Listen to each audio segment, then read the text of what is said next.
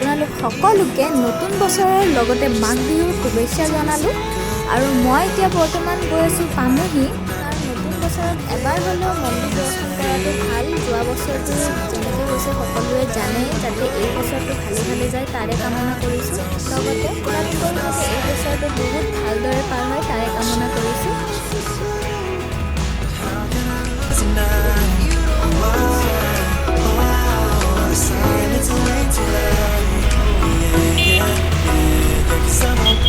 এইটো হৈছে গণেশ মন্দিৰ, দেখিছে কিমান ধুনীয়া। আমি গণেশগুৰিৰ গণেশ মন্দিৰটো পাৰ হৈ আমি কাহিলীপাৰা ৰাস্তাটোৰে গৈ আছোঁ।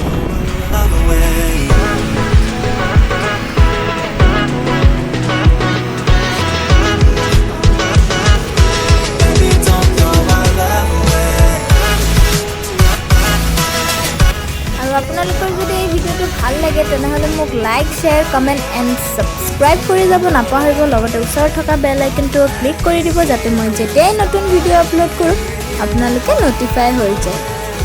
আৰু আমি এতিয়া আহি পালোঁ পামহি। এইখন ভীমাশংকৰৰ গেটেৰে আমি ভিতৰলৈ সোমালোঁ।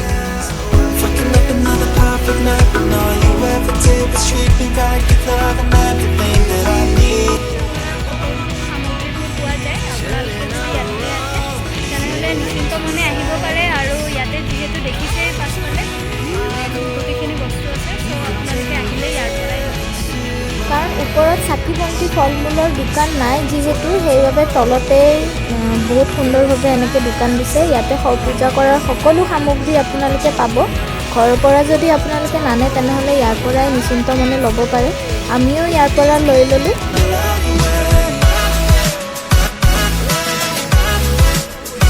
আমি তলৰ পৰা উঠি আহি এতিয়া পালোঁ গণেশ মন্দিৰ। আৰু এতিয়া আমি গণেশ মন্দিৰ দৰ্শন কৰি লওঁ, তাৰে পিছত আমি ভীমাশংকৰলৈ যাত্ৰা কৰিম।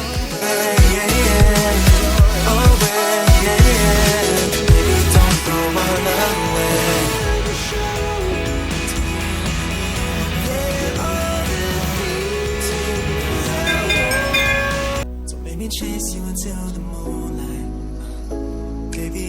I don't wanna have to go. আমি গণেশ মন্দিৰ দৰ্শন কৰিলোঁ, আহক আমাৰ লগত আগলৈ যাওঁ। অকণমান কেঁচা, যাবলৈ ইমানো দিগদাৰ নহ'ব যেন পাইছোঁ। কাৰণ ভগৱানৰ চৰণত যাবলৈ এইখিনিতো কষ্ট কৰিবই লাগিব, নহয় জানো? আৰু ইয়াতে এইখিনি দেখিব পাব আপোনালোকে, বান্দৰ বহুখিনিয়ে আছে। আৰু যিহেতু ইয়াতে মানে গছ গছনি বেছি, তাৰ বাবে তাৰমানে বান্দৰৰ প্ৰভাৱ আৰু চৰাই চিৰিকটিৰ প্ৰভাৱটো ইয়াতে বেছি আছে। কাৰণ এটা প্ৰকৃতিৰ সুন্দৰ পৰিৱেশ ইয়াতে আপোনালোকে দেখিবলৈ পাব। অলপ ভিডিঅ'টো চাই দিব। আৰু পাহাৰখনৰ নাম হৈছে দাক্ষিণী পাহাৰ।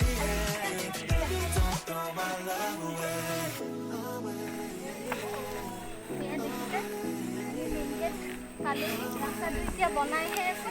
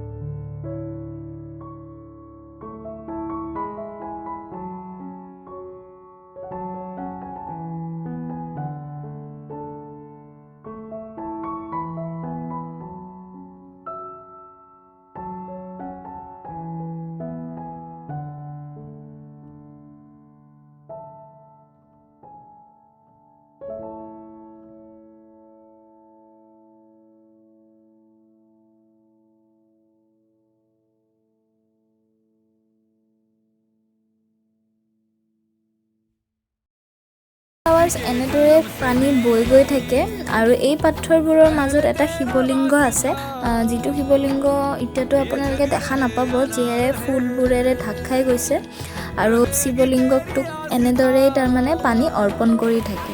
আৰু এই শিৱলিংগটোৰ নাম হৈছে ভীমেশ্বৰী আৰু মন্দিৰটোৰ নাম হৈছে ভীমাশংকৰ। এয়া আমি এতিয়া লাইন ধৰি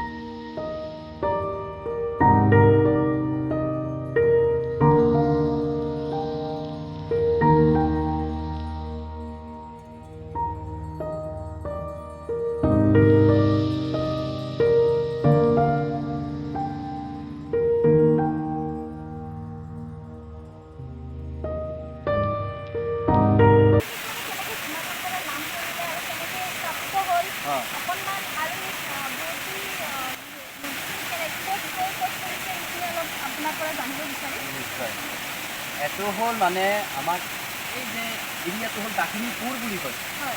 এই দাক্ষিণীপুৰতে সূৰ্য পৰ্বত আছে দেই। সূৰ্য পৰ্বতত তেখেতে ভীমা নাম এক অক্ষৰে বাস কৰি আছিল। তেখেতৰ দেউতাক আছিল কুম্ভকৰ্ণৰ ল'ৰা ভীমাসুৰ। ভীমাসুৰ তেখেতে কি কৰিছিল, ভীমাসুৰে খুব কুচুৰ তপস্যা কৰি কিনে ব্ৰহ্মাৰ বৰদান পাইছিল। ব্ৰহ্মাৰ বৰদান পাই কি কৰিছিল, এই ভীমাসুৰে আমাৰ লগত লাগি থকা কামৰূপেশ্বৰ কামদেৱক আৰু দক্ষিণা দেৱীক বন্দী কৰি আনি ইয়াতে ৰাখি দিছিল। এই জেগাত ৰাখিছিল, এতিয়া এই জেগাত ৰাখিছিল। তেতিয়া কামদেৱে সেই বন্দীশালাতে কি কৰিছিল, সেই পাৰ্থিৱ শিৱলিংগ বনাই নমঃ শিৱায় জপ কৰি আছিল। তেতিয়া যেতিয়া নমঃ শিৱায় জপ কৰি আছিল, তেতিয়া সূৰ্য পৰ্বতৰ পৰা ভীমা অসুৰে আহি কিনে গৈছিল, হে কামৰাজ, তুমি মোৰ বন্দীশালাত বন্দী হৈ থাকি এই জ্যোতিলিংগ বনাই তুমি নমঃ শিৱায় জপ কৰি আছা, তুমি নমঃ শিৱায়টো বন্ধ কৰা আৰু জ্যোতিলিংগটো তুমি ভাঙি দিয়া, নহ'লে তোমাক মই মাৰি পেলাম। তেতিয়া কৈছিল, সেই ভীমাসুৰ, মই এই জ্যোতিলিংগ ভাঙি দিব নোৱাৰোঁ আৰু নমঃ শিৱায়ো বন্ধ কৰিব নোৱাৰোঁ, কাৰণ এই জ্যোতিলিংগত স্বয়ং মহাদেৱ বিৰাজমান হৈ আছে, মই দেখি আছোঁ, গতিকে তোমাৰ বন্দীশালাত মই বন্দী হৈ আছোঁ, তুমি যি কৰে তাকে কৰক। তেতিয়া কৈছিল, হে কামৰাজ, তুমি মোৰ কথা যেতিয়া নুশুনিলা, গতিকে তোমাৰ আৰাধ্য দেৱতাক আহ্বান কৰা, এতিয়া তোমাক মই মাৰিলোঁ। তেতিয়া কি কৰিছিল, কামৰূপেশ্বৰ ৰজাক মাৰাৰ কাৰণত ভীমাসুৰে তেখেতৰ পুতৌৰ দোলা মাৰি দিছিল। সেই দোলা মাৰি দিয়াৰ অৱস্থাত সেই জ্যোতিলিংগৰ পৰা মহাদেৱে প্ৰকট হৈ তেখেতৰ তৰোৱাল জ্বলাই দিলা আৰু ভীমাসুৰকো জ্বলাই দিলা। তেতিয়া জ্বলিয়ে থাকিল। জ্বলি থকাৰ অৱস্থাত স্বৰ্গৰ পৰা ইন্দ্ৰ দেৱতাই মহাদেৱৰ লীলা চোৱাৰ কাৰণে উপস্থিত হ'ল। তেতিয়া ক'লে, সেই মহাদেৱ, এয়া ভীমাসুৰৰটো ব্ৰহ্মাৰ বৰদান আছে, তেখেতৰ জুইটো নুনুমাব, গতিকে ইয়াৰ জুইটো নুমাৰ কাৰণে কি উপায় কৰা যাব। তেতিয়া কৈছিল যে, হে ইন্দ্ৰদেৱ, ইয়াৰ জুই নুমাব, তোমালোকে মা গংগাক আহ্বান কৰা, মা গংগা আহি তেখেতৰ জুই নুমাই দিব। তেতিয়া কি কৰিলে, ইন্দ্ৰদেৱসকলে মা গংগাক আহ্বান কৰিলে, মা গংগা হৈ আহি তেখেতৰ শৰীৰৰ জুই নুমাই দিলে আৰু সেইদিন ধৰি মা গংগা বৈয়ে থাকিল। যেতিয়া বৈ থাকিল, তেতিয়া ক'লে, ইন্দ্ৰদেৱে ক'লে, হে মহাদেৱ, এয়া হ'ল দাক্ষিণীপুৰ বহুত কুৎসিত জেগা, আপুনি ভক্তৰ কল্যাণৰ কাৰণত এই জ্যোতিলিংগত বিৰাজমান হৈ যাওক। তেতিয়া কৈছিল, হে ইন্দ্ৰদেৱ, মই ব্ৰহ্মাৰ বৰদান ৰক্ষা কৰাৰ কাৰণত ভীমা নামৰ হৈ থাকিল। সেইদিন ধৰি মন্দিৰটোৰ নাম হ'ল ভীমাশংকৰ মন্দিৰ আৰু যিটো জ্যোতিলিংগটোৰ নাম হ'ল ভীমেশ্বৰ জ্যোতিলিংগ। এইটো আমাৰ 12টা জ্যোতিলিংগৰ ভিতৰত আমাৰ এইটো 6 নম্বৰ জ্যোতিলিংগ। আৰু ভীমাশংকৰ মই জনা মতে কুম্ভকৰ্ণৰ ল'ৰা আছিল। হয়। কুম্ভকৰ্ণৰ ল'ৰা আছিলে ভীমাশংকৰ। ভীমাশংকৰ ভীমাসুৰ কুম্ভকৰ্ণৰ ল'ৰা আছিল। আৰু এই নিজৰাটো ক'লৈ গৈ ক'ত পৰিছে সেইটো আপুনি ক'ব পাৰিব নেকি? এতিয়া এই যে মা গংগা গৈ আছে নহয়, এই মা গংগা গৈ 2 কিলো 2.5 কিলোমান মিটাৰ গৈ এনেকুৱা ঘূৰি দীপৰ বিলত পৰিছে। হয়। আপোনাৰ নামটো দিয়ক। মোৰ নামটো শংকৰ তেৰণ। হয়, আপোনালোকে দেখিবলৈ পাইছে শংকৰ তেৰণ দেউগায়ে বহুত সুন্দৰভাৱে এইখিনি পৰিৱেশৰ এইখিনি জেগাৰ বিষয়ে বহুত সুন্দৰভাৱে বুজাই দিছে। আশা কৰোঁ আপোনালোকে যাতে এই ভিডিঅ'টো চাই ভাল পাইছে আৰু তেওঁ আমি একবাৰ আশীৰ্বাদো এটা লৈ লওঁ। মংগল হওক, শুভ হওক, সফল হওক, প্ৰিয় হওক, নিশ্চয় বাবা সৰ্ব মনৰ বাঞ্ছা। ধন্যবাদ দিয়ক। ঠিক আছে, আপোনাৰ লগত কথা পাতি নিশ্চয়, ভাল লাগিলে আৰু আমি আগন্তুক দিনত ইয়ালৈ আহি থাকিম। নিশ্চয় লগ পাব। ভিডিঅ'টো যদি ভাল লাগিছে তেনেহ'লে লাইক, শ্বেয়াৰ, কমেণ্ট কৰিব নাপাহৰিব আৰু আপোনালোকে যদি মোৰ চেনেলত নতুন আহিছে তেনেহ'লে ছাবস্ক্ৰাইব কৰি যাব নাপাহৰিব। ভিডিঅ'টো এইখিনিতে শেষ কৰিলোঁ। এতিয়া আমি যাবলৈ ওলালোঁ।